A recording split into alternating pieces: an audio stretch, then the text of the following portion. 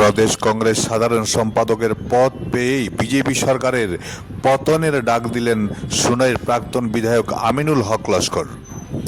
আজ শিলচর বিমানবন্দরে পৌঁছেই আমিনুল বলেন, 26-এ অসমে কংগ্রেস সরকার হবে, বিজেপির পতন হবে এবং তিনি এও দাবি করেন বরাক থেকে কংগ্রেস কম করেও 9টি আসনে জয়ী হবে।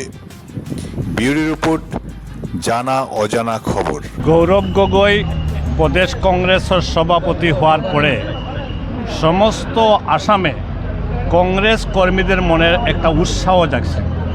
ঠিক তদুরূপ বরাক উপত্যকার 3 জেলাতে কংগ্রেসের কর্মীরা যারা বসেছিল, আজকে এরা গৌরব গগৈ সভাপতি হওয়ার পরে এরা উৎসাহিত হয়ে আজকে রাস্তায় নেমেছে।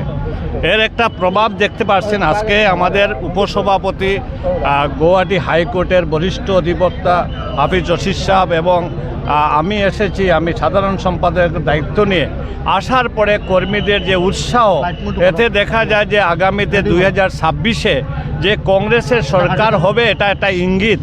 আজকে ঠিক তদুরূপভাবে ব্রহ্মপুত্র উপত্যকাতে যেখানে আগে বলা হয়েছিল যে কংগ্রেসের একটা হয়তো ধূপ খারাপ হয়েছে, কিন্তু এই কয়েকদিনে দেখা গেছে সমস্ত ব্রহ্মপুত্র উপত্যকা, বরাক উপত্যকার কংগ্রেসের উত্থান চলছে আর বিজেপির পতন হওয়ার পথে।